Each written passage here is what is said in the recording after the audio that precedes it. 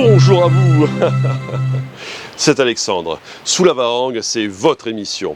Sous la Varangue est une émission culturelle consacrée à l'art, aux traditions, à l'histoire et à l'événementiel. Aujourd'hui, mes amis, je vous invite à un défilé de mode au parc Boisé du Port.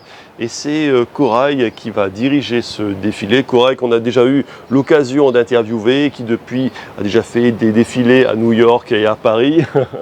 Et c'est tout de suite dans Sous la Varangue.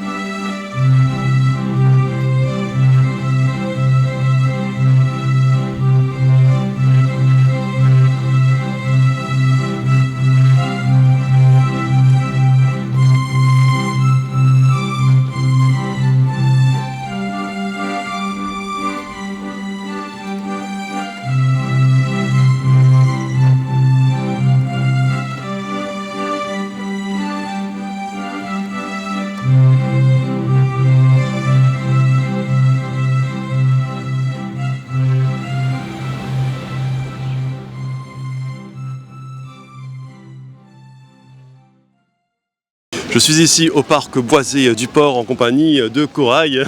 Oui. Bonjour à tous, je m'appelle Corail, je suis créatrice de mode pour la marque Eila Rock. Je suis réunionnaise, j'ai 25 ans et aujourd'hui j'ai organisé le défilé pour la 100e édition du fait main de Art et Tradition. On me connaît pour avoir fait un défilé dans un champ de Cannes il y a quelques années, en 2021.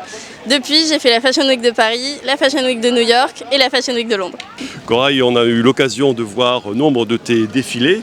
Et là, ce défilé, alors tu as continué dans ta créativité. On a vu de nouvelles types de robes, notamment des robes inédites. Une robe que j'ai particulièrement appréciée. C'est une robe avec qui ressemble un peu au canage de fauteuil, enfin qui représente cela. Ça, dans la façon de tresser, c'était un peu ça. Ça fait penser au canage, effectivement, sur les fauteuils. Mais là, c'était en bas, quoi. Là, c'était c'est en bas, quoi, ouais. Et donc voilà, il y avait différents types de modes, de modèles. Il y avait aussi en macramé, il y avait beaucoup de robes en macramé. Et alors, quelles sont aujourd'hui tes impressions après ce défilé ? Eh bien, en tant qu'organisatrice de ce défilé pour la 100e édition du fait main, je suis vraiment ravie d'avoir pu proposer à autant de marques différentes artisanales de pouvoir mettre en valeur leur création au travers de ce défilé ici au parc Boisé. Je suis vraiment fière, en fait, satisfaite parce que je pense que voir plus de 200 créations voir plus de 200 créations défiler comme ça n'a jamais été fait selon moi. Enfin, c'est quand même incroyable d'avoir autant de produits vraiment issus du fait main et de l'artisanat local réunionnais défiler comme ça. Et franchement, le public a aimé, je crois. Oui, le public a adoré. Il y avait nombre de personnes qui se massaient le long du passage. Oui. Voilà, en plus, c'est au milieu des exposants. Donc, il y avait une ambiance particulière, une ambiance très sympathique. Puis ce qui est intéressant, c'est qu'aujourd'hui, c'est vraiment l'artisanat qui est mis à l'honneur à travers les exposants, mais aussi à travers les robes. Donc c'est intéressant de puiser dans l'artisanat local cette inspiration. C'est quelque chose que les créateurs ne font pas beaucoup, en fait. Oui, quand on a l'habitude de voir des défilés, il y a des grosses marques qui reviennent régulièrement. Et de mettre aussi en avant comme ça les différentes créations vêtements, parce qu'on voit sur les stands, il y a beaucoup d'accessoires, beaucoup de bijoux, mais des vêtements à proprement parler, il n'y en a pas tant que ça, et pourtant les créateurs à La Réunion sont capables d'en faire. Et donc voilà, aujourd'hui c'était une preuve encore qu'on a du savoir-faire, de l'or dans nos mains.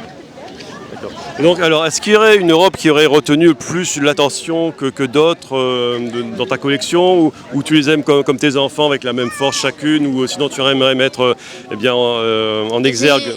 J'ai ma petite tenue chouchou, mais en fait c'est la même dont tu as parlé parce qu'elle reste impressionnante. Elle est réalisée à partir d'un rideau donc upcyclé, transformé, et donc cette jupe par-dessus en vaqua qui vient vraiment orner comme un bijou presque qu'on viendrait mettre au-dessus. dessus. Celle-ci, elle est spéciale puisqu'elle a été réalisée dans le cadre d'un concours éco-responsable auquel j'ai participé en 2023 qui s'appelle la eFashion Awards. Et depuis, elle défile et elle retient les attentions parce qu'on n'a pas l'habitude de voir le Vacois travailler sous cette manière-là aussi. Et je suis contente de l'avoir fait et que ça plaise. Et d'ailleurs, tu as justement la eFashion Award, c'était à New York, il me semble, non? Non, la eFashion Award, c'était un autre concours. J'en ai fait 3 en 2023. La eFashion Award, c'était pour mettre en avant les créateurs éco-responsables. Et la Fashion Week de New York, c'était effectivement en 2023 aussi, à New York.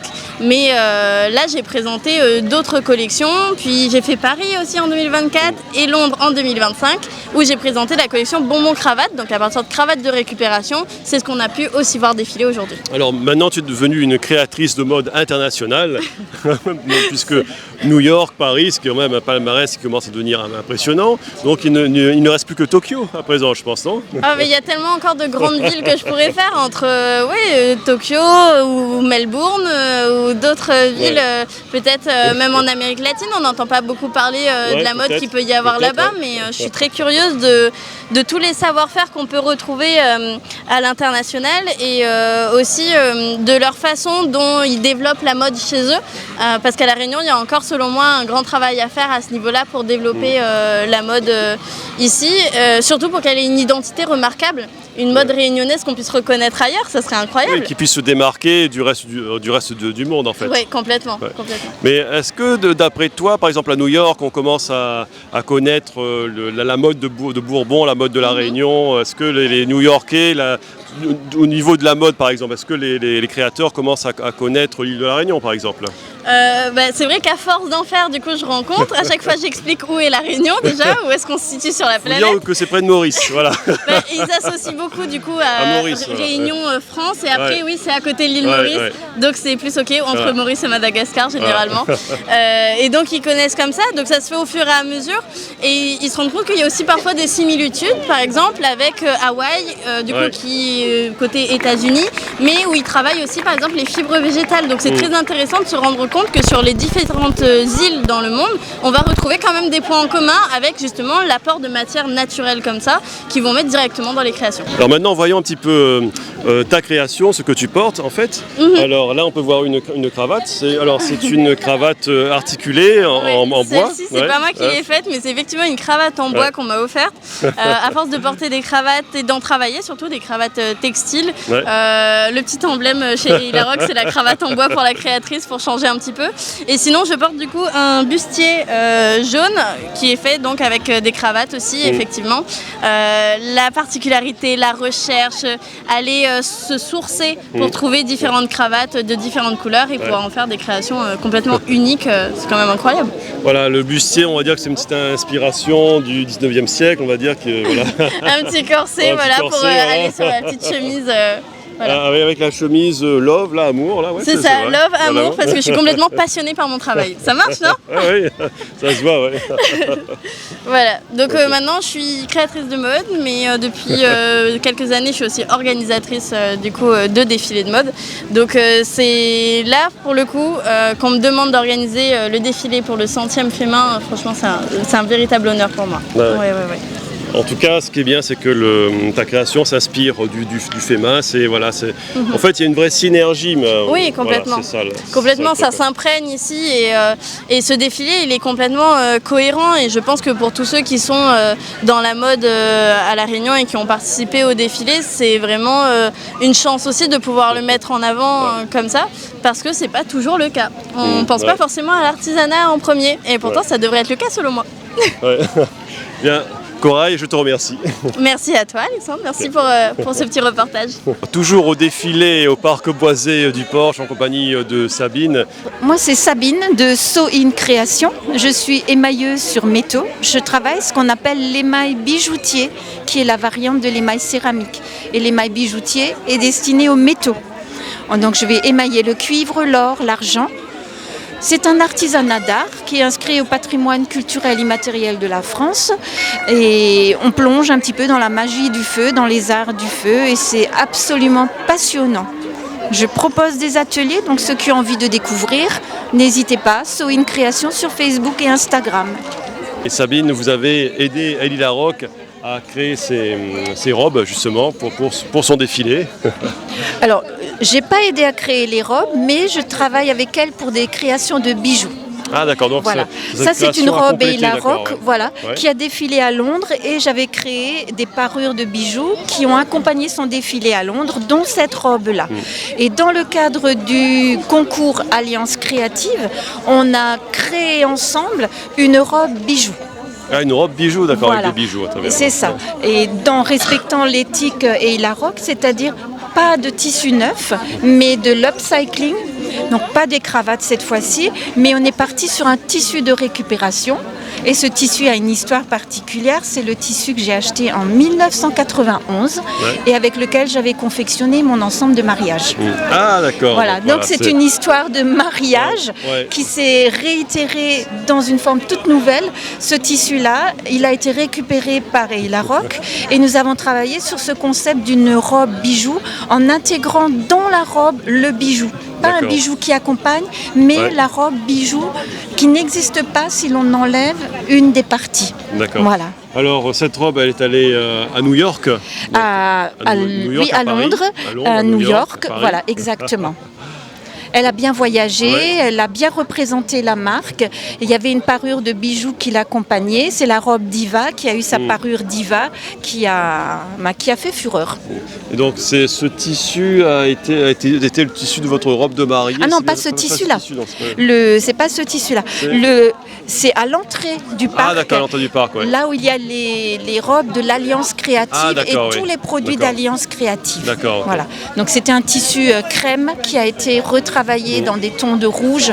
L'idée c'était de faire naître l'île de la Réunion avec les couleurs rouges du volcan. Ouais.